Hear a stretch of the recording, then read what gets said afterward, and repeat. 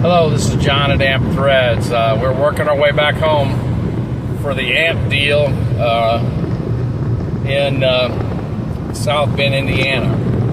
Bought a Carvin X100B half stack 100-watt head with a 4x12 cabinet. 4x12 cabinet was loaded with Celestion Vintage 30s and in Red Tolex. Okay, and there's a reason I wanted to get Red Tolex. I had also bought recently a Sammy Hagar Red Voodoo crate head, 120-watt head. It's the Red Voodoo. The line was Blue Voodoo, but then the Sammy Hagar version is called the Red Voodoo. And I found one of those in perfect, excellent condition, and I wanted to find a red cabinet for it. Now, I always wanted this X100B head also. So buying both of them was like killing two birds with one stone.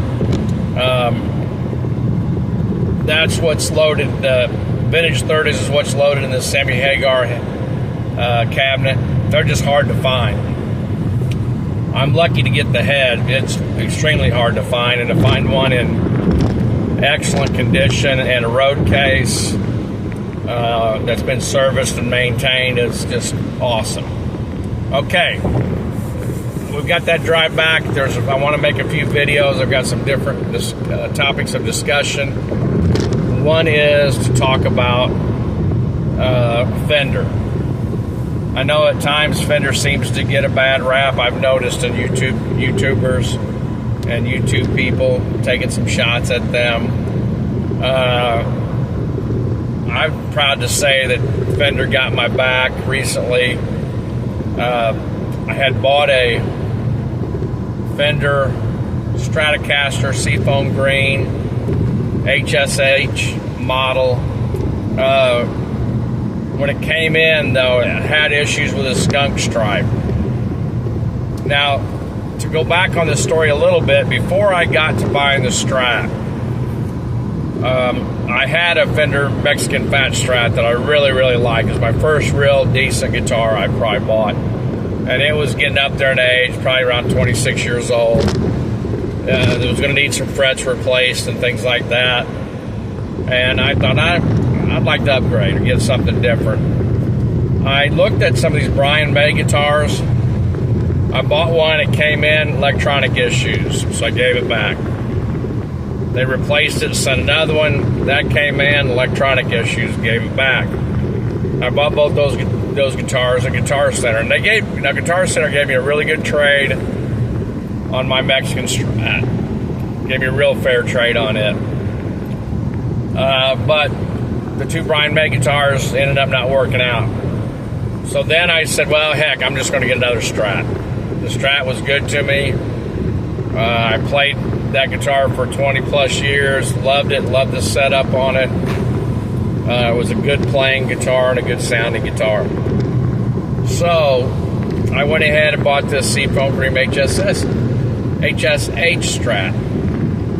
And like I said, it had some issues with a skunk streak in the back, or stripe, excuse me. And I got it home and noticed it, and it wasn't too bad at first. But as I had the guitar, as the year went by, and it was over a year before I contacted Fender, that stripe, that glue kind of went down pretty far, most of the neck, length of the neck. And it was starting to get really annoying. I tried to get some Scotch-Brite pads and tried to rub it to maybe, I didn't want to ruin the finish on the guitar. So it helped a little bit doing that, rubbing it down, rubbing the neck with that Scotch-Brite pad. But it was still there and still annoying. So my next option was I went ahead and went to my local guitar store, which is not a Guitar Center, just a local mom and pop store.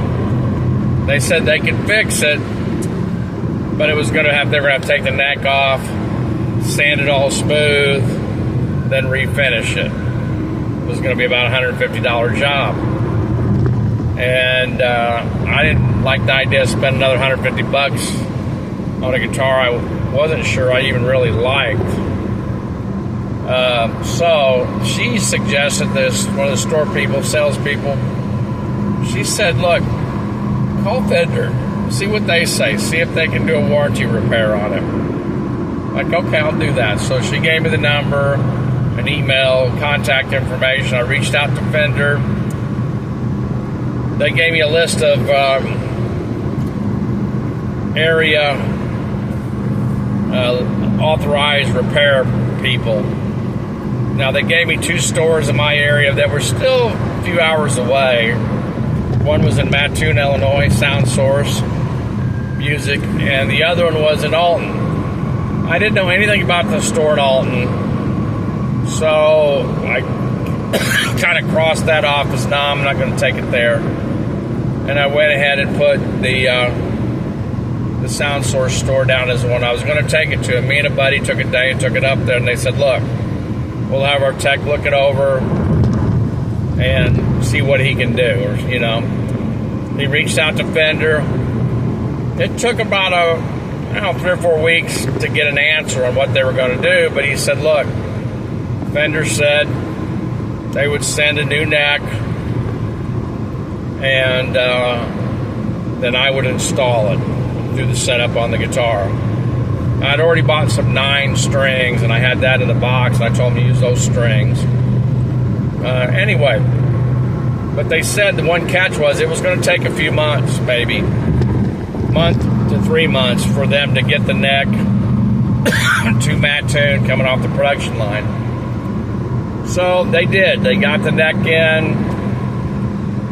The tech, within the week, a week's time, had it done. And on a Saturday, I was able to go up with one of my friends and pick it up and get it, and I was blown away. One interesting thing was the neck I had a different, didn't have rosewood. It had a different type of neck wood on it, which I can't think of the name of it right off the top of my head. But I didn't like it as well as I do rosewood. So they put a rosewood neck on it, and also put classic tuners on it, which I felt was an upgrade from the regular Fender standard tuners.